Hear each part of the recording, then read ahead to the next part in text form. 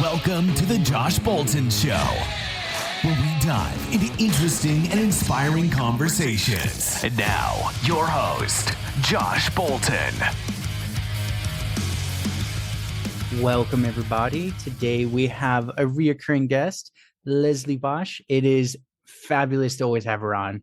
I was just telling her earlier before the mic actually went hot in recording, is just the two sessions she already had with me and the insights from her perspective have just drastically shifted my world and for the better. And I don't want to give the whole story away. Leslie, take it away. You can introduce yourself.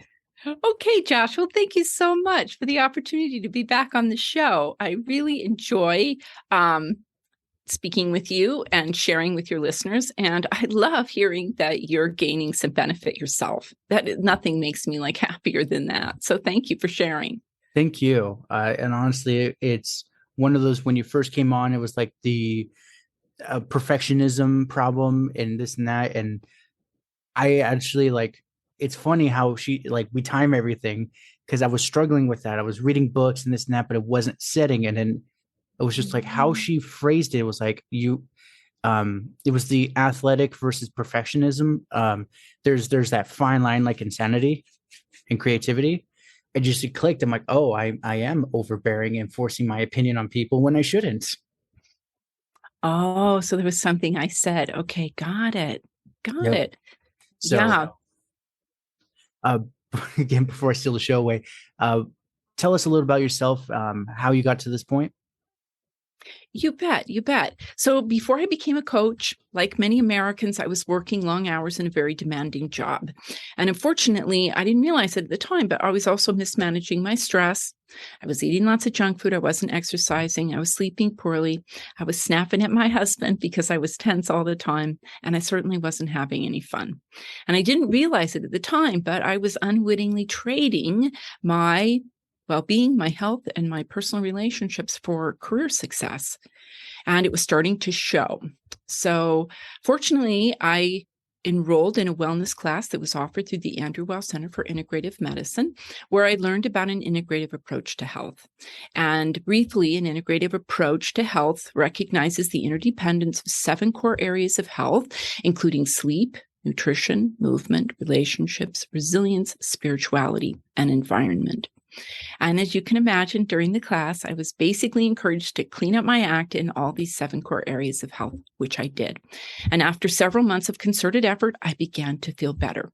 I lost some weight. I felt more relaxed, more connected to my husband, more purposeful and productive again. And I was so happy with my lifestyle changes that I took my efforts to the next level. And I became a national board certified health and wellness coach. And now I work with others to improve the quality of their lives too. That's wonderful. That's fantastic. Every time you tell that story, it always hits the heart for me. So we wanted to go over what was it again we were going to go over today? Well, basically, we were going to talk about the change process. A lot of times people wonder, why is change so difficult? Yeah? Yes. And and I wanted to sort of share with the listeners that essentially change is so difficult because once we get that self-regulatory system, once it becomes automatic, it aims to maintain itself. It's kind of like the thermostat on your heating and cooling system. Once you establish a temperature setting, then the system works tirelessly to maintain that set point. So essentially, change aims to create a new set point, to change the temperature as it were. Okay. And this can be really challenging, right? Unfortunately, it's not as easy as just going up and saying, okay, make it 2 degrees warmer, 2 degrees colder. We are that mechanism, right? That is keeping us at a certain temperature. So when, for instance, figuratively, metaphorically, so how is it that we can create a new set point?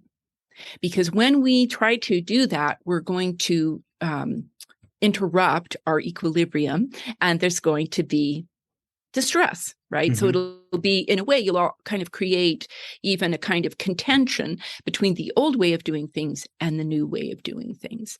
And a lot of times early on, you'll feel that you keep falling prey to the old way of doing things, and that can be very discouraging. Yes, it can be very discouraging, especially for someone who sets the bar high and expects it every time. It's very hard. Or expects it to happen, boom, overnight. Right, without realizing that it is going to take some time. Yeah. And what you can be doing to support yourself in making the change so that the new way of doing things wins more frequently. That makes sense. Yes. Yeah. You have to disrupt it and move it around so it's not complacent and stays in one place. Exactly. Otherwise, yes, and that is what you're doing with change. You are perturbing, as it were, the old system. And that's where you're going to feel all the distress. Yeah, sorry. My parents just came back and the dog's going crazy. I'm like, I'm going to mute. The disruption part is I think where I'm struggling. So that's where I'm now curious for you. I'm trying to, especially from the previous the sessions we've chatted on the show about, I've realized for me, like, I am very analytical, which is not a bad thing. But when you analyze everything to the cold science and you look at someone, you can tell they're depressed, angry, something else, they didn't eat food, and then you just address them as if you already know it. They think you're a freak. and it's for me, but I've always been like that. And I'm like, wait, I don't understand. Why can't I make a genuine connection? And that's recently I realized I'm like, oh, I just seem so inhuman kind of thing. So my change is what I'm trying to do is it's really boiled down version, but it's like I'm trying to act like a California surfer dude. It's like, whoa, man, we're like going through life, this and that. It's been working, but it's hard for me to sustain. That's where I'm curious for you. How would slow incremental changes you would prescribe for people? Okay. Well, for me, what I'm hearing there with what you're saying, people see you as a freak. I think kind of what's happening there is you're kind of just getting there before they're ready to get there. Yeah. It's kind of like they're the ones. So like as coaches, this is part of the challenge, right? We could see something that's going on there, but if we kind of drop that bomb on them before they see it, then it can feel like they're exposed or something, right? So as coaches, a lot of what we have to do is try and help them to see themselves when they're ready to see it. So we do a lot of reflecting in an effort to help them sort of catch sight of it, even though I think that's the thing, right? When we talk about blind spots, we're usually the last to know. Most everybody else can see what we're doing, right? But it's hard sometimes for us to see ourselves. And in large part, that is because we're defending against it. And that's one of the things I wanted to talk about. So I think one of the best things that you can do when you're trying to make a change, right, is to increase your change IQ. Okay. And the way you become more literate around change. And so one of the things that you can learn about change is that you can recognize the stages of change. Other thing you can do is recognize typical roadblocks that you're apt to come across when you're going through the change process. And then, of course, other things that can be very helpful are to know remedies to address each of the kind of roadblocks, stumbling blocks that you're going to face as you go through the change process. So when you become an expert change artist, then essentially change, like for me, this is the ultimate. You become the ultimate human being because life is change. And change is constantly coming at us, right? But if you know how to do change well, then you're going to become like really good at life.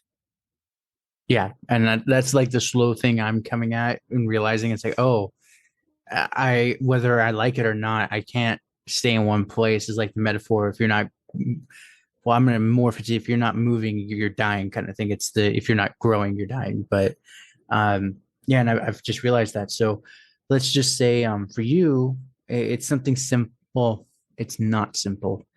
It would be like, I guess, giving up smoking.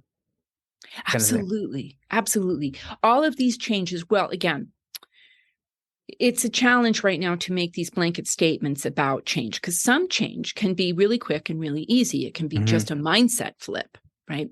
Other things like smoking are probably going to be really challenging because there's something that is really habituated. You've got like a certain dependency on nicotine that you are going to need to sort of wean yourself off of. The same can be true for sugar. Carbs, these kinds of things, right? So the point is, and some other things like exercising will just be a while to want to get it into your calendar. So again, we have to understand that the changes we want to make will be different in the amount, the time, the effort, the investment, all those kinds of things. We can't say that all changes are going to be exactly the same. So that's another nuanced piece about change. That makes sense. Absolutely. And the impact of the change, like for me, the reason I brought up smoking is because I used to, well, when cigarettes were air quote cheaper, I was smoking in theater. It was the only way you could take a break, but it was just, it became such a habit that I kept it. But I don't know, it's, I guess, a little bit unfair, but also weird for me. I have like ADHD. So if I decide something like, I'm not going to smoke, I act like I've never smoked before. And it goes away. Can be a blessing and a curse, because then it's like, I don't feel sad ever again. And I forget to flip the switch. And I'm like, why do I always feel angry? Kind of thing. But yeah, for me though, because I've watched others lean off, and I told them, I said, if you smoked 6 cigarettes, smoke 5.5. I know it's painful to watch it, like, not do the full 6. And then like, it was just one of those, eventually it got him down to like 1. But then I realized, now this is the part where I'm curious for you, what I'm building onto. They leaned off cigarettes, but they started drinking just as much coffee. So how can they make a lasting change that they don't fill in with something else? Right. So that's exactly what they need to be doing. A lot of change, especially when we're talking about substances like coffee, cigarettes, sugar, is you really do have to have that suitable substitute that you are reaching for. And then you really do have to try and stick with that so that you don't, like you said, swap one sort of stimulant. Ruin your lungs, ruin your heart. Stimulant for another, right? Some of it is like learning how to be in a lower stimulated state and be okay with that, right? Find other ways to fill in and make sure that you know what's going on. But if I can, I'd like to tell you what the stages of change are. Would that be okay? Absolutely. Okay. So basically, again, I love researchers because basically they spend 40 years studying something. And basically what these scholars, Prochaska and DiClemente, did is they took all this, lots and lots of people talk about change. So for instance, The Hero's Journey, right? With Joseph Campbell. Yes. He took like all the religions of the world and he sort of distilled them all down into 12 steps that all of the various religions had in terms of their stories, right? Mm-hmm. Well, the same is true here with this change process. This is called the trans-theoretical model of change, which means that they really took all these change theories and they distilled them down until they found the essential stages for change. And so this is basically what I'm going to be sharing with you. And so in stage 1, what they call pre-contemplation, people are often unaware that their behavior is problematic or produces negative consequences. So a lot of times this is when we sort of talk about, oh, that was a blind spot. Like, I did not know. For me, I did not know that stress was a problem. I did not know that it underpinned all these, that poorly managed stress underpins all these chronic diseases like heart disease, diabetes, all these diseases that sort of get us, right, in the end. Yeah. And I don't think, doctors, scientists, they didn't know that either. They only just now discovered it. So now that we know, right, when we become aware, then we tend to overestimate the cons of changing and underestimate the pros of changing. So people in this stage don't intend to change, right, because they don't see that they have a problem yet. So in this stage, you'll hear people talk in terms of like, I won't or I can't make the change. So again, as I mentioned, someone like me who's struggling with stress management may not be willing to change because they've yet to really recognize the connection between their stress, the way they're handling it, inflammation, and chronic disease, right? So that they may imagine again, Yeah. stress is just a part of life. Like, what do you want me to do about it, right? Right. Then in stage 2, like something happens where they really do recognize, like, oh my gosh, this is a huge problem and I really do need to make a change, right? A lot of times people will find this, like, for instance, a smoker when they get lung cancer, then it's a little late, right? Yeah. But the point is, or the person has their first heart attack, right? So, but the point, or it's their first stroke, or their first, their blood, their test results start going high, their cholesterol starts getting high, these kinds of things, right? Until it kicks in their door, they get cancer, whatever, kicks in their door and they go like, okay, this is it.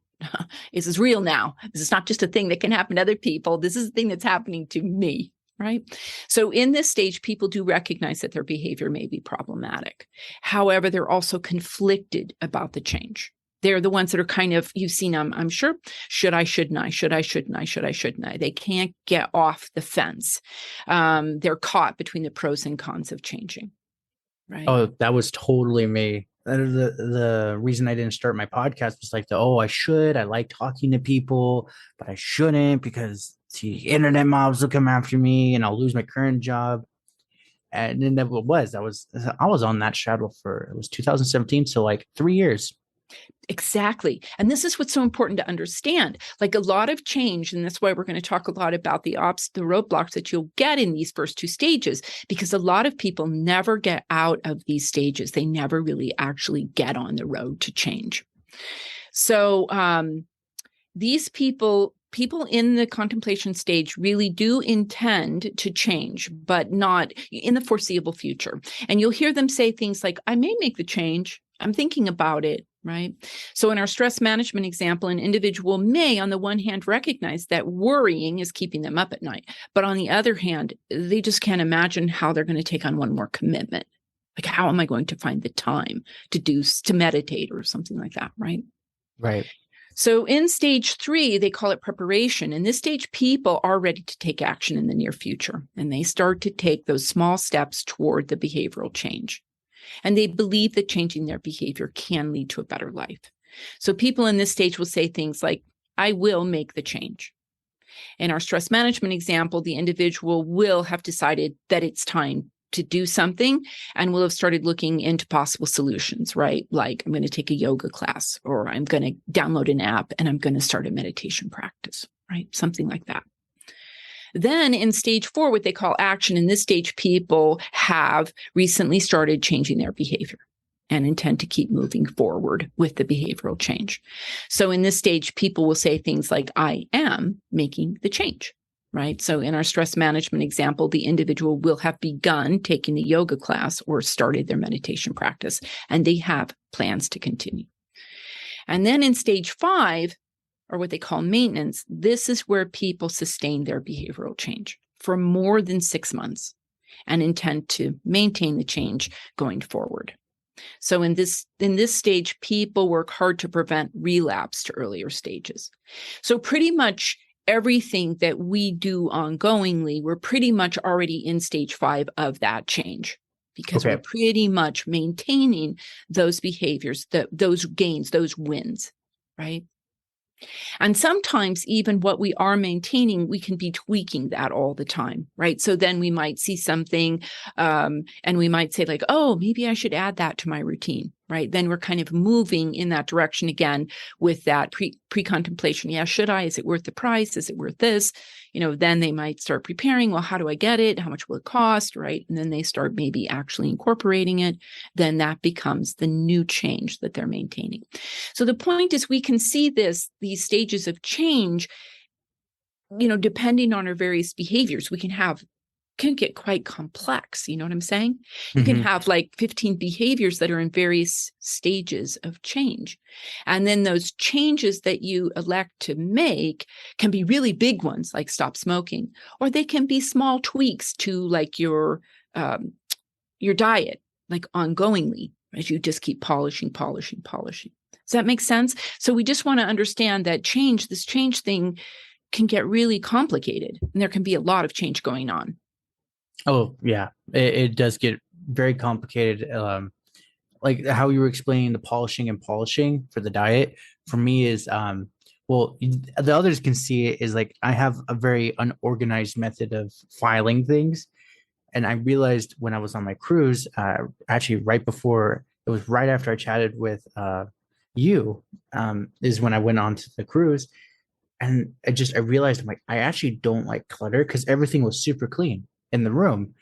And that's when I realized, and I made a promise myself, I'm not, because every time I've done it, it's gung ho, all or nothing. I would take that whole thing, empty it, throw it in a trash bag, throw it in the garbage can. And then like 6 months later, be like, shit, I actually needed something from that. So my personal rule is slowly on my days off when I'm not interviewing people is pick a section. So like my next one is this, and just pick one section, sort that out. If I finish it, then I go to the next one, kind of thing. And it's been way more sustainable for me, at least. Is that similar to what you were presenting in a concept? Absolutely. So you would be, again, you would have gone through all those stages. And when you were actually taking action, you would have been in the action stage. But now it sounds like you keep sort of trying things, and now you've found something that you want to maintain. And all of this would be in the name of, your big change is a more what you're decluttering, but it's a more like neat, organized environment. Yes.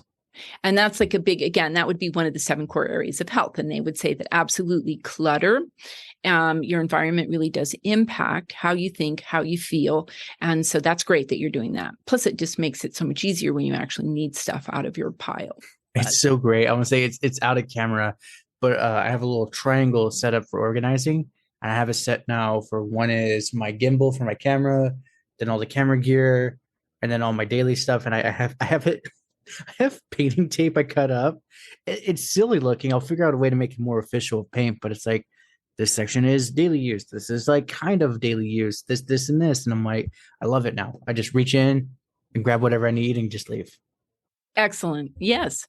Excellent. Congratulations. Congratulations, Josh. That's a huge accomplishment, especially if somebody, it's easy it's just in general, it's easy to get disorganized. There's a lot going on, and a lot of times people don't enjoy organizing, and certainly, it can be hard to make time for it.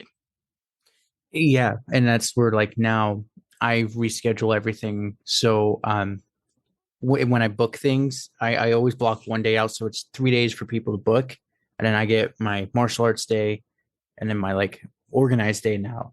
Well, I realized I have 2 days. So I'm like, okay, so one's organizing and one's editing videos kind of thing. I just interchange them as needed. But I'm pretty sure somewhere in all that you influenced me to definitely do that.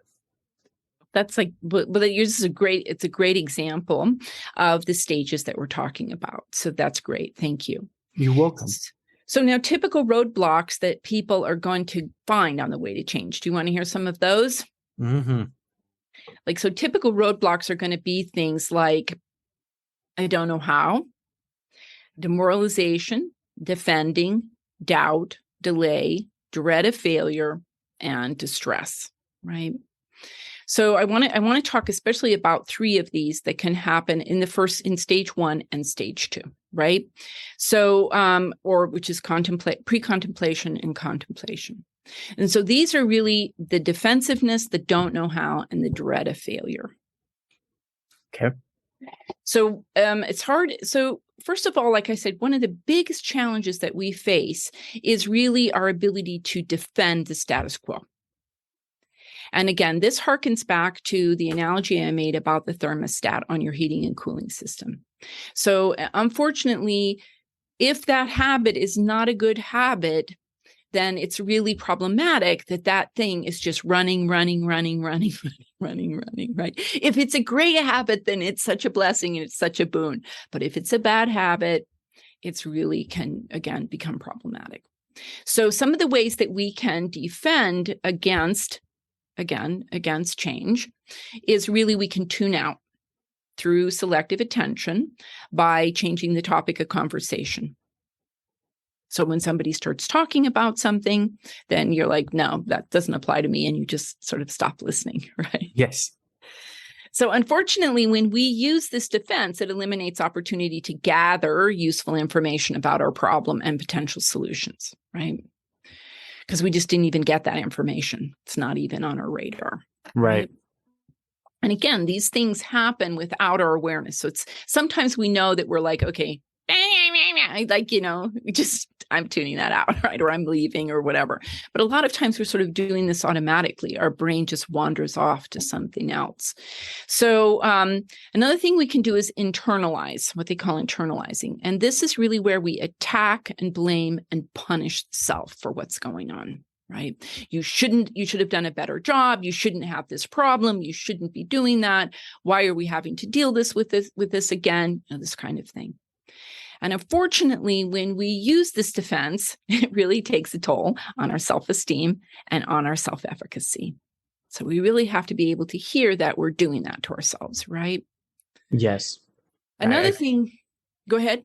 Oh, I want to say, I know from me, especially the analyzing I was telling you earlier, it wasn't a bad thing, but my brain took it as, well, it didn't go according to plan. So you were at error. You are the fault. Like, you need to change, or like this and that. And it was actually, I was trying to do the whole online dating earlier in this year. And now I'm like, whatever, it's it's like everyone's broken on the internet. So we're not going to talk about that. But one of the ladies that was willing to tolerate, she realized like I was inexperienced and this and that. And she's like, you do realize, like, that's where I got the analyzing from. She's like, you're over analyzing, you're reading in between the lines when it was just a statement. There was no hidden message to it. And she's like, it's very intimidating when a man extrapolates that far into it. And I'm like, oh, yeah, see, I never, no one's literally just now you told me that. No one in my however many years of doing this told me that kind of thing. Well, yeah. So for her, that's like so interesting, right? Mm-hmm. So for you, yes. So this is another really cool thing to understand, which is everybody is going to read your behavior differently, Mm-hmm. right? So some people may really appreciate your super analytical insight, right? Or you're thinking a few things down the road and be like really excited. Like, wait a minute, how'd you make the connection from here to there? Like, what are you trying to say? Right. And be Mm-hmm. really fascinated and intrigued. Other people, for her, she found it intimidating. So that was critical information for you to recognize that this behavior you're engaging in is not by definition value neutral, but rather people are going to take that behavior and they're going to evaluate how helpful it is, right? Yes. In her case, it was not helpful. In someone else's case, it might be, oh, that's really helpful. Thank you. Right. So you do need to recognize that, the other person is the judge.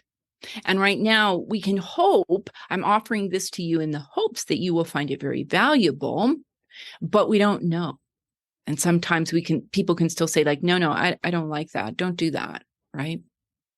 And that's the biggest one. That's where like I'm working on the universal persona of being more, I still have the analytical side of me running all the time, but it's like, it's when the New York Stock Exchange was still open and everyone can go on the floor and you just hear the yelling, the bells, and the papers flying everywhere.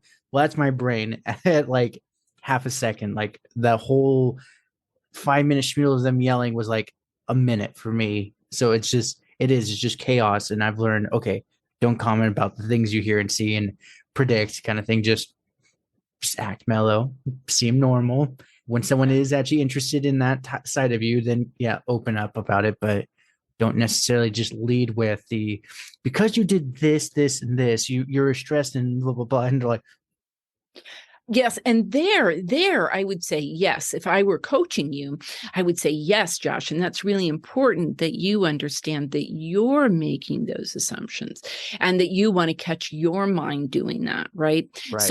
And again, going back, if we think about nonviolent communication, one of the things that the first distinctions, and this is in NLP too, one of the first distinctions is the difference between like that sensory based and the sort of editorial. That means, right? So I heard you raise your voice. That means you're angry, right? Mm-hmm. So that's the thing we got to watch, always be watching. So whatever that person said, we can always say, when I heard you say these exact words, I made it mean, or I told myself a story, or I thought you meant XYZPQR, and then I got scared. But I don't know, is that really true? What did you mean when you said that?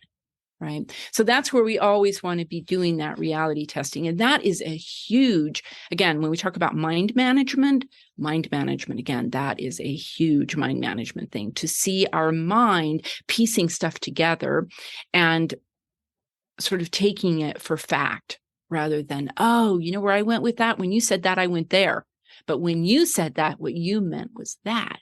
Isn't that fascinating, right? So again, when we can get interested and excited about that, then this is where, I mean, this is mostly what coaching is. You know that. This is mostly what NLP is. Just getting really curious about what people mean when they say the things they say or do the things they do.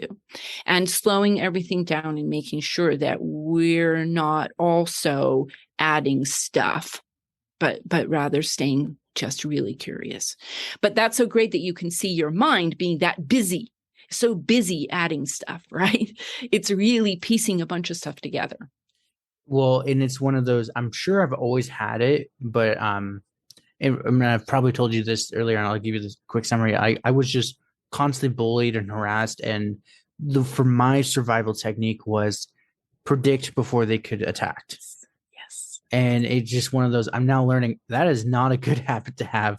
I felt like it was a strategist for the military. It's great, very aggressive, end the problem before it is a problem. But I'm not in war. It doesn't work that way, kind of thing. Yeah. And so here we would really want to bring that self-compassion to your younger self and to understand, I really cultivated this strategy for coping when I could get ambushed around every corner. Mm-hmm. Somebody could jump out at me. So I had to constantly be thinking about all the ways to prepare for those attacks. So, so being able, so in this case, if we're trying to extinguish that, or we're trying to set that aside and recognize, say, no, that's very contextual, and I'll let you know when I need that. With this person, I probably don't need that. Here, I can just trust that I probably won't be ambushed on this call. But you never know. I may ambush you with something unexpected, right? And I think sometimes when you share these insights that you have with people that they're not prepared for others to know, or they think they've hidden well, and then suddenly you say, "What? I see you," then it's kind of like you've ambushed them, right? I was, as much as I was being ambushed, I wasn't physically ambushing people, but I was, it kind of got to a weird party trick point where like I could ask you 3 questions. I knew everything about you. From your tonality, I didn't even know I was using NLP. And now, like, as I'm listening to this lady, Sue Knight's NLP at work, and I'm sitting here going, oh my gosh, no wonder no one, like, everyone's like, how does he know that dark secret about me? And and I would just say, well, it was your tonality, your pitch, your speed, the way you would like awkwardly this or that. You would look like you're reassuring. And everyone just kind of looked at me like I was a wizard. And it was just kind of one of those, I'm like, it's one of those, I don't know how to turn it off. Yeah. Well, yeah. So what you're turning off is just sharing that information with them. Mm-hmm. The rest of it, you don't have to turn it off. You can continue to be noticing all those things about them. Most people, are just not that great at noticing. Most people, again, are very busy sort of regulating themselves, and they aren't noticing stuff like that. So again, it's a real skill.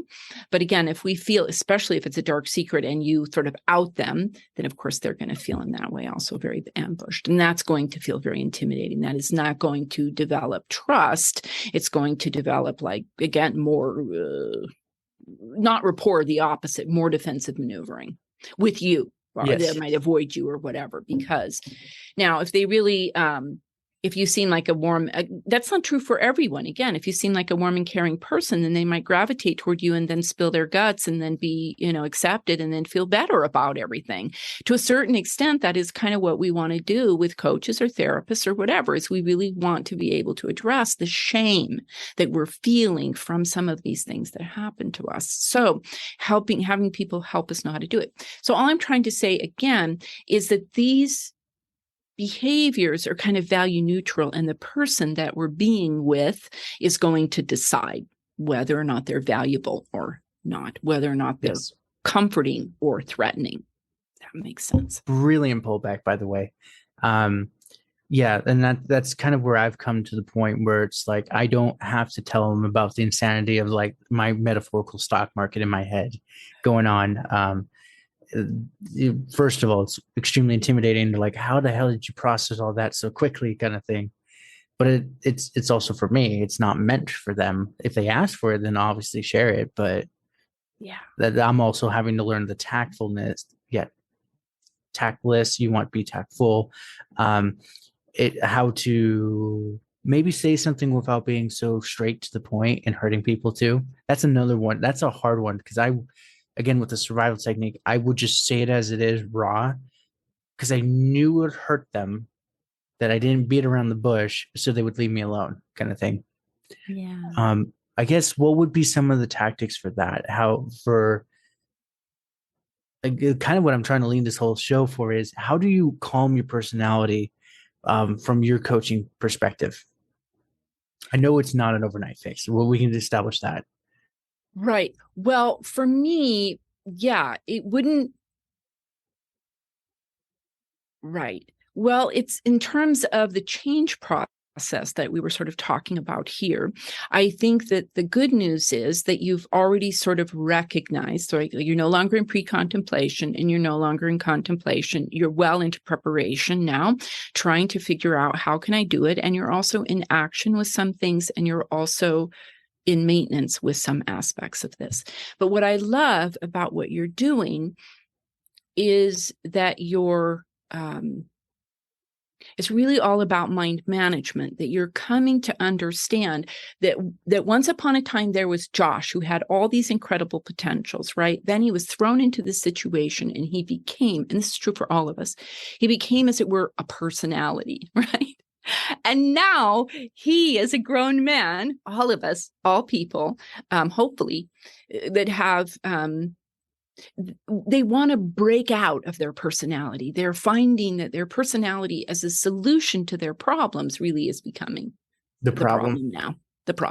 So they really know that they just want to branch out. They want to branch out. They want to expand. They want to add some potentials to their repertoire.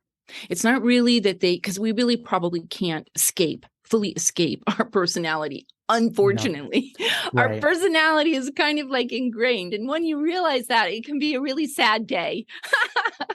But the point is, we can, and even Richie Davis talks about this, who talks about neuroplasticity. He talks about like 6 continuums that your brain seems to sort on. It's a fascinating book. I highly recommend it. What's it called? It's Richie Davidson's book on, I can't remember what it is, but neuroplasticity. If you really want it, I'll give it to you. I'll look it up and give it to you. Okay. But he talks about like 6 dimensions. It's another way he looks at personality, but where we tend to fall in terms of these 6 continuums around functionality. And he talks about, with neuroplasticity, we can hope to tweak those things like 10, 15%, right? But those 10 to 15% tweaks, again, on 6 dimensions, can really make a difference. So this is kind of, again, we want to sort of be realistic in a way about what we can hope for with regard to reworking our personality, but which is really just how we've come to make sense of the world, if that makes sense. Oh, absolutely. So I think what you're doing there Mhm. is one of the biggest tweaks that you're trying to make is really with that trust, mistrust, and you're trying to figure out that you can maybe start with a little more trust, that people aren't necessarily out to ambush you or out to get you or out to Right. bully you. And then you could just sort of try and let it unfold bit by bit by bit, little conversations without necessarily having to jump like so far down the road, if that makes sense. Bless you. Oh, thank you. That would have been a loud one. Yeah, that's actually, you nailed it on the spot. But I've also probably just been giving you the data. That is the biggest point where I'm at, is the who can I trust? What's the point where I can go to this, but if I go over, it gets a little gray and not worth it. And that's the new one I'm trying to learn. And yeah, the analogy, the 6 points at 15 degrees, is how I'm seeing it now. I look at things as charts now, because I see like, okay, it's going here, but it's crashing. Like, what could I have done to reproject it back up, kind of thing. Exactly.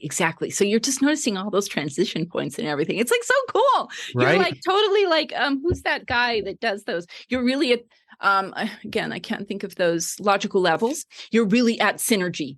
You're at synergy, and you're really, that's why you're getting those graphs coming in and all that. So it's very exciting, very exciting. And it's fun to be sort of understanding that your mind is this wonderful mechanism, but you want it to work for you rather than it using you. You want to use it. And that's kind of where you're at. So again, in terms of defensiveness, I just wanted to say other things that we can do is we can project by blaming others. Right. So we can blame ourselves, we can blame others. And when we blame others, unfortunately, this defense removes the opportunity to learn from our mistakes and to take control of our contribution to the solution. And this is really, a lot of times we can feel very disempowered, very disenfranchised, very victimized by what's going on. So if we are blaming others, then we've lost sight of where do I have any control in this situation. So we really want to try and not do that. Then finally, we can rationalize, right? Or rely on probable explanations for our behavior. And so unfortunately, again, this defense ensures that we will suffer the consequences of our unhealthy behavior.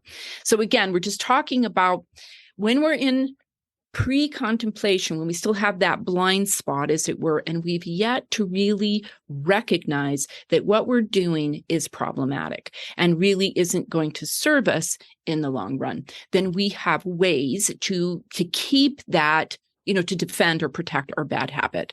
Like I said, we can tune out, we can internalize, we can project, and we can rationalize. And these things, again, sometimes when people say, I want to get out of my own way, a lot of times these are the kind of things that we're talking about, right? So for example, for me, when I struggled with stress management in the past, like I'd tune out when people told me to calm down. Nothing would make me more angry than when people would tell me, take a chill pill, calm down. Why are you so upset? Right? This never helped me, right? I would just say, they don't understand. Just tune out. Like that's the end of the conversation, rather than going forward and saying, wait a minute, how can I calm down? Why aren't you upset? What is going on in your world such that you're calm right now when I'm distraught, right? When I'm like, the alarm bells are going off, right? I'd also go home, I'd just go back wherever and attack myself and say, you're such a worrywart. You're such a piece of garbage. I can't believe that you're not like everybody else, robust and up to speed and up to snuff. Why do you keep breaking down? Right. Or I'd blame others. Right. And I'd say, look, you're just not being supportive, or you're pushing my buttons, or you're setting me up for failure. Right. Or I'd rationalize basically by just saying, well, stress is just part of living and I just have to put up with it. But then I really, like I said, it really wasn't until I started to recognize, again, the wake-up call was when I started to have these health issues, and I started to say, like, I've got to make a change, because if I don't, in the long run, it's going to put me in an early grave, and I don't really want that. Or I'm going to be sickly, and that's going to be dreadful. I don't want to be around for that, right? So as long as we can fool ourselves into thinking that everything's okay, then it's really difficult to take an honest look at our risky behaviors and increase our awareness enough to move from stage 1 into stage 2. Does that make sense? Where we're thinking about, should I make a change? Oh, absolutely. No, this has been so beautiful and elegant, and just how you're explaining it. I believe we went off the tracks on round 5. The recognition or did we touch on everything now? Yes, we touched the 5 stages are basically, like I said, pre-contemplation, which is where you don't know you have a problem. Contemplation, where you recognize you have a problem, but you're on the fence. You don't know if you should or shouldn't do anything about it. The 3rd is where you're preparing. You're saying, okay, how do I want to gear up for this? I'm going to make the change, but how am I going to do it? Right? You're looking about for different solutions, right? Then in action, you found a solution and you are implementing it, right? And then in the final stage, the 5th stage, you are in maintenance. So now it's all, and that's usually after 6 months of being in action, right? Because it's going to take you're going to be on, off, on, off, on, off. There'll be a lot of challenges and setbacks in action phase.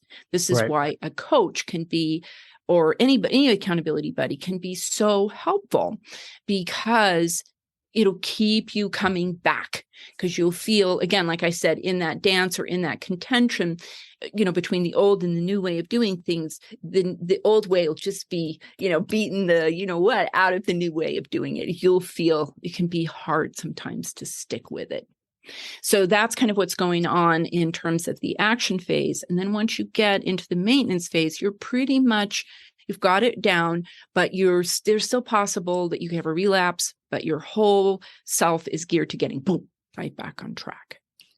Right. And that, from especially like you, how you were saying, I would beat myself up and when I would get home and blame everyone. I think that was just the inner critic. I didn't realize how to control that voice. And yeah, I was brutal to myself. Yeah. And it was one of those, my sister randomly just says one-off nuggets that just like change everything. And it's nothing for her. Cause like I had a coffee problem, like a pot of coffee a day, bad. And at a certain point, my heart was going through the roof. You could like see it here. And then you could see in my Adam's apple, it was just going. And that's where she said, you like looked at me and said, you do realize caffeine has a half-life of 8 hours. And I'm like, it does? As I'm sitting there like twitching from the coffee. Yeah. She's like, yeah. So if you're going to drink it to just kind of get alert for the night, cut all caffeine off by 3 a.m. Kind of like picked up her phone, walked somewhere else. And that's where I actually told her on the cruise, I'm like, thank you so much for that like one-off comment about coffee. And she's like, I told you that. It was just one of those, I just heard something and I wanted to give you a suggestion. I'm like, she's like, I kind of remember that, kind of. Yeah. And then she said the same thing about other things where it's just one of those one-off comments. And now I'm kind of like, time to listen to those. Exactly. So that's absolutely. So that's great that she was helping you to understand, how long it was going to take you to metabolize that stimulant. Right. Mm-hmm. So for me, with that voice that you mentioned, this is like just understanding that like it's kind of like our bodies come with these ready-made ways to defend against psychological threats. And these are 4 of the ways that we talked about, that those are pre-packaged, preloaded, into our brain. So everybody is coping with those defensive mechanisms, right? That defensive maneuvering that tries to get us, as it were, let us off the hook. And so that's great that when we can just begin to say like, oh, there you go, blaming yourself. Okay, that's internalizing. That's a defense against, yeah, you want to be, for me, again, like you, perhaps it always came back to, I know you want to be perfect, but perfect doesn't exist. And it's really, remember, I had to remind myself, this is about lifelong learning, lifelong learning, lifelong learning. And of course, there would be another part of me that would be like, great, another thing I have to do. There's too many things to do, too many things. Isn't there anything about me that's acceptable? That kind of thing. Yeah. Well, like, why is there so much to rework? And it's just sort of like, well, like I said, when I got into that course with the 7 core areas of health, it was like, oh, I didn't realize all of this information. So in a way, it was like, well, yeah, your parents didn't do you any favors, Leslie. They left a lot of unfinished business. Or we could say, yeah, the world is changing all the time. And what's demanded of you and what we know about how things function best is constantly changing. So if we think about it, it's just like you have to constantly be up-leveling. So then it becomes like, oh, it's like life is lifelong learning. Constantly, it's really just sort of one learning cycle after another. For me, when I realized with the heroic journey, it's like, oh, I got to go on this journey over and over and over and over and over and over and over. And I don't even know if I'm going to get any rest before the next call comes, right? So then I had a better understanding of reality. Right? Like how frequently you were going to get these calls to go on these learning journeys, these heroic journeys, which are really like learning curves, how frequently you were going to be asked to do that, how quickly you were going to be asked to do that, how steep the learning curve was going to be. So once I started to understand that this is just life, there's something wrong with you, this is life, this is how it works, then I was able to let go of that defensive maneuvering and thinking that it shouldn't be like this. Then I realized, oh, here we go. This is life. And now I'm living it. That's the biggest one for me. Because with the self-critic, the overanalyzing of my actions, I would get into some really dark depressions where I'd lay on that bed over there in the corner for days. Only time I would move is go to my job, barely do my job enough to not get fired, come home and sleep the rest of the time. And I was actually talking with a friend about that because she's struggling with depression. I'm like, oh, I'm very familiar with those demons. I don't see them anymore, but I know of them. So you're and that's where she's like, oh, you're so lucky. I'm like, okay, well, I've learned to turn those voices off on command. That's the only thing. Different. I said, I still get depressed. There are times I go to work. I'm like, why the hell am I doing this dead end job again? Oh yeah, I need the money so I can afford this, so I afford that. Then I can quit, kind of thing. Yeah. So, but it's just, I told her, I'm like, it's just a much quicker rebound. Yes. Than yes, it's like back to that same thing you said. You've recognized that you have a mind. Sometimes when we really get in these dark places, before that, it's like we think it's the truth. We believe what our mind is saying. We believe we are our mind. Right. So that is like a huge distinction when you understand, no, I'm a human being who has a mind, and the mind has been constructed just like like a machine or whatever. It's been constructed over time with basically, unfortunately, it really is conclusions that I drew from experiences. And what I didn't understand, because I didn't have enough data at the time when I was drawing those conclusions, is that a lot of those conclusions were wrong. So there are a lot of things that I have, because of course, when we get upset is when things don't go according to our expectations. So that's when I really had to go in there and see that my expectations were flawed, that they were woefully too far away from reality. So for me, my whole life became, oh, I get it. I'm moving my map of the territory asymptotically closer to reality. Every single day, I'm getting my map more accurate so that it more accurately reflects the actual terrain. Right.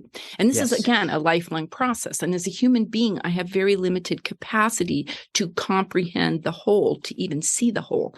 So it's always, that was the other thing when I realized I will never have a perfect understanding. And again, I had to mourn the loss of that because all I wanted was to be omniscient, to have a perfect understanding of reality. But then I had to give that up, and I had to recognize that I was always going to have a flawed understanding. And therefore, I would always have to be open to correction. Like, oh, feedback, whatever. Oh, update. And sometimes those updates are devastating because sometimes, it's really bad news. You really don't want that update. Yeah, especially like if you're dealing with coding and you do an update and you're like, oh, I want you to update X, Y, and Z, and it just breaks, and you're like, what just happened? Exactly. So many times that's exactly what it is inside of our brain. I love, like, if I wish that I had been a coder, because if I'd been a coder, I'd probably trip to more of this stuff much earlier. Right. Because so many things are really sort of, they're coding, they're glitches in the code. And that's why I love the Matrix. Do you like the Matrix? Oh, I'm kind of convinced it's real. But at the same time, I'm like, that would be a monstrosity of a machine to power up to. But yeah, I love the Matrix and the concepts of it. Yeah. So that was very helpful for me when I realized, like, okay. So for me, when you talk about what you said about your inner critic, for me, what happens there is that's about updating that inner critic such that, which is really not the inner critic, but updating the thought, the belief that's there that says it should look a certain way. Updating that so that it looks more like it will look, and then therefore that part will not keep sounding those alarms because it will understand, like, oh, this is business as usual. There's no harm, no foul. We're just on track. Just keep moving forward. Just do the next thing. Just incorporate, just update, just learn, just... Right. It's like, it's just now we don't have to sound the warning, and we don't have to have that defensive maneuvering because there's nothing wrong. Everything is okay. Right. There's nothing threatening. And honestly, that's the biggest one for me. I kind of chuckle, like, I actually am learning coding. So that's where, when you were saying all that, I'm like, I know that. But and it's the biggest one for me is like, the moving the mark closer to reality is not necessarily a bad thing. And I always was like, I had a wonderful grandfather. He was very old school. So essentially, like, his tactics is either you do it or you don't. If you don't do it in one shot, just don't even bother, kind of thing. And it was very old school mindset. And I get it. It was more the have the grit to commit. Well, he wasn't told how to explain that. So for everything I would do, and my one buddy, he knows this, he's actually like said to me recently, like, you've really improved, by the way. Because it would be either I commit all or nothing, or I kill it before it even can tell me what's going on. Yeah. Well, right away, like, if you know cognitive behavioral therapy, that is, again, that's a fallacy. So another great thing to study if you really want to know these things and catch these glitches, catch these snares, pitfalls, traps, is like to study logic. Then you would have known, like, right away that all or nothing thinking is a fallacy. So illogical, does not compute, right? Yeah. But if you don't have that, again, that data has not come into your world where you know about fallacies, you know about reasoning, you know about these kinds of things, then you can't know that you've got a fallacy running there, right?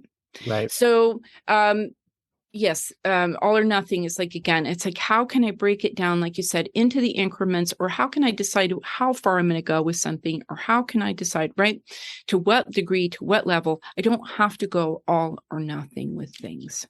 And that's like I was saying with the cleaning. It was I clean my room all one shot, one day, or nothing. And now I've come, especially after reading Atomic Habits and Thinking Fast and Slow, great pairing for the two. Yep. Now I'm kind of like, if I clean my corner thing, that is a 15% improvement for the day, which is 14% above that I needed. So it's more of a bonus. And it's gotten more realistic. And that's kind of where I'm sitting here going, like, okay, what's next? What do I tackle now? Kind of thing. Like, I've already, I'm speaking as if I've already cleaned my room. It's like, I've already done this. What do I focus on now? what do I Yeah, build? that's perfect. Because again, now you're building on your successes. And you're also looking, if we look really closely at what you're doing, we can also see that you're changing that negativity bias. So rather than focusing on what didn't get done, you're focusing on the percent that did get done. And when you focus on that did get done, on the gain rather than the loss. So again, that's another thing that humans tend to do. We tend to focus on losses and not so much on gains. There's been tons of research on this. People would rather avoid a loss than go for a gain. So, it's again, there's something about the way you talk to yourself, the way you think about things, and it has a lot to do with that negativity bias. People hate losses more than they love gains. Oh yeah, and that's I think it perpetuates and fuels the problem of like social media showing all these so-called multimillionaires and this and that, and nine times, well, I wouldn't say 9 times out of 10, like 7 times out of 10, it's usually someone that just rented a Lambo and a cool Airbnb, claiming it as their own for the day. And I even took, because one of my buddies like, oh, I wish I had like $10 million a year, and I was like, do you know how many problems you're going to acquire with that much money a year? He's like, well, if I have that much money, my problems would go away. I'm like, to be honest, 10 mil is nice. I'm still chump change in the scheme of things, kind of thing. I'm like, because there was Wordle. I think it was like the New York Times bought it for like $7 million. Told him, I'm like, and that was a half-baked idea. So I'm like, 10 mil is cute. But I'm like, what you're really wanting is the energy, the fame of everyone liking your post and this and that, which I said Facebook and everyone's figured out that weird loophole of the social recognition in our lizard brain. And I said, told him, I will bet you $10. If I lose, I'll go for a double or nothing. I'll pay you 20. If you lose, you just owe me 10. And he's like, okay. DM that person and ask them what they actually do for a living. And if it's just, oh, I rented it, or like, oh, I borrowed my Lambo, oh, my friend borrowed my Lambo kind of thing, then I win. If it's they are a legit entrepreneur, I will pay you $20. So we did. And it was funny. They actually replied within 2 hours. And he's like, oh, yeah, they like fully fessed up that they just rented everything. How'd you know? I'm like, that's the quickest way I can think of to make it look and posture as if I'm rich without actually having to do it. Yeah. And that's where he sat there and he's like, wait, then I'm like, most people on social media are just like you, struggling to cope with their reality. I said, there is multiple ways to solve it. The one I like to go for is just get off social media. You won't have this problem anymore. Yeah. But, well, and if we think about it, definitely, I'm about to take a class on digital illness, right? Digital wellness. And I'm really excited to think about that. And there's like a lot of empirical support for, yeah, it's a good idea to ditch your devices or ditch your social media. definitely. But here again, even with your buddy, you could go a different route, which would be, well, what are you doing to build financial wealth? So you think maybe you can't get to 10 million, but maybe you can get to 1 million, or maybe you can get to 500,000, or maybe you can get to 250,000, or 100,000. How can you start to engage in those behaviors that would build wealth? So you could take that also that way, rather than just trying to discredit his dreams. You could also say, so you want that, what are you doing? Right? What are you doing now? And that's what I did with them afterwards. I said, I presented you bad news, and I know that's bad. It doesn't set well with No, I mean, mine. either way, it depends on what your goal is. Your goal can be to help him think critically about what he's seeing on social media and not fall prey to misinformation, which is out there everywhere. It's like what you're saying. There was proof that this is misinformation. And I want you to see that it's misinformation. And I want you to see how you can go about finding this information, like detecting it.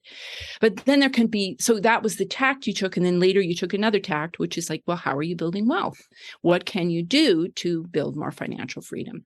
So again, it's just, that's a choice that you had when you were sitting with him that, you made. So it's just interesting, again, not to say anything bad or good with what you did, but just noticing noticing where you decided to go with your buddy and then wondering like, why did I do that? Was that a good or not? Or maybe do I want to keep doing that? Or was that another example of ambushing? Like, I don't know. But the point is you can be curious about the choices that you're making.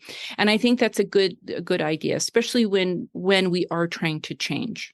This is being curious about everything we're doing, slowing it down, effortful thinking once, thinking twice, asking a few more questions to try and dig a little deeper, to try and get a sense of what's really under that, right? Mm-hmm. You know that from NLP.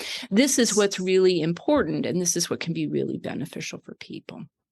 Oh, absolutely. I mean, it's essential to change, essentially, because if you just try and muscle it, odds are you're not going to get anywhere. You've got to get down there and try to understand what's really the root cause of why you're behaving, why you're, sort of, what's the word we said, programmed this way or organized this way or juiced this way, configured this way, whatever it is.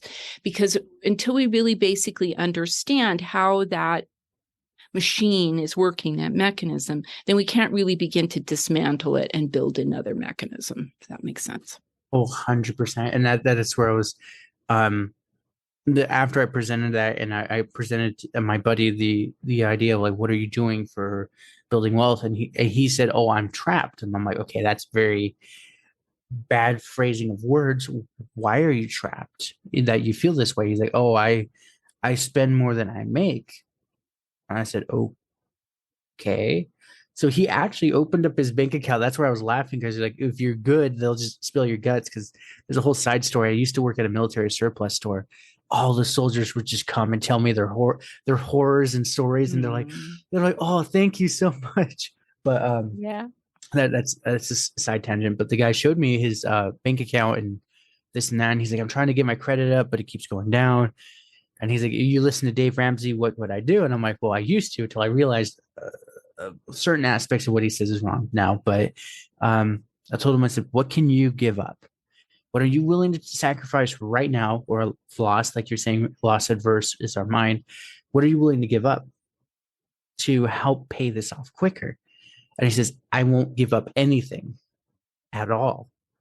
I said, even though you clearly know it's bringing you pain and discomfort, you will not. I'm like, and I told him, like, you do realize what you're telling me is there's a bear trap on your arm, but you're saying, but because it's on my arm, it's my friend now. But it's also killing you, kind of thing. And that's where I told him, I said, if anything, get a job that pays just enough more to cover whatever it is. And I said, don't even like focus on saving money. Just pay your debt down. Pay your smallest first, and then pay everything else the minimum. So, and then like snowball it up. I usually, my strategy is a little extreme. I tell everyone pay the most expensive first off, and then slowly bring it down to the others. Reverse avalanche it, but not everyone can do my tactics. And that's where he is. I see him every so often. And he told me, he's like, hey, thank you. Like my debt now, I'm making up a number. I didn't want to remember it for his personal privacy, but let's say it was 50K.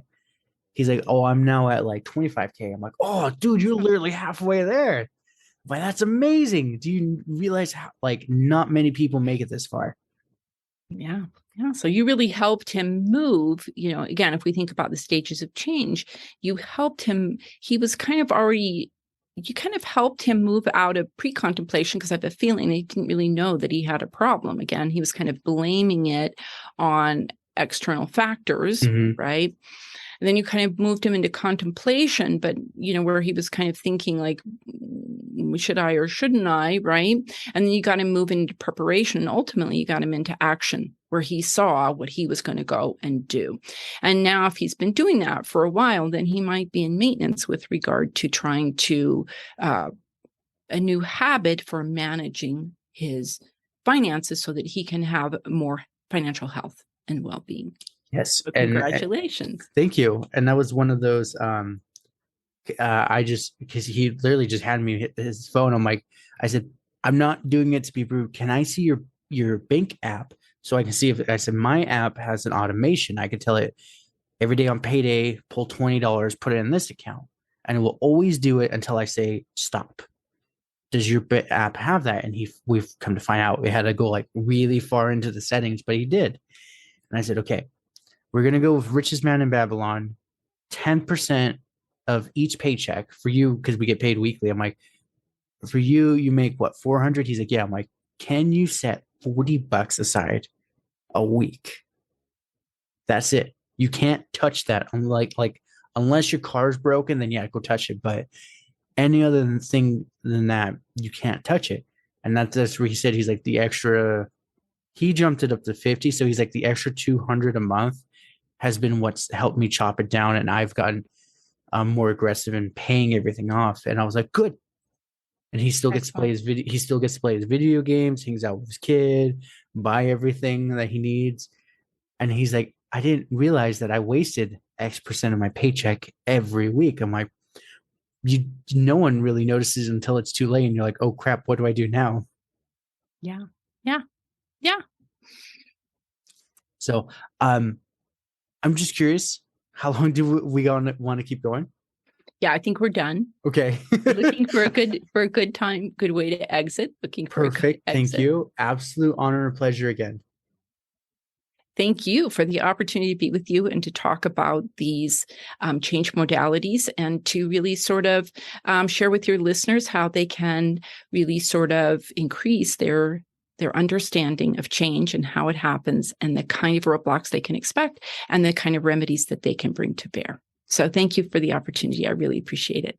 Thank you. Always honor. Well, congratulations. You made it to the end. You're an awesome person. Not many make it here. So, being the awesome person that you are, can you do me one more awesome favor? Can you rate and review this on whatever podcast services you're using? If you do it on Apple and you leave an actual written review, I have a thing on my website. I will take your written review and post it for all to see. Congratulations, you're permanently sealed on my site.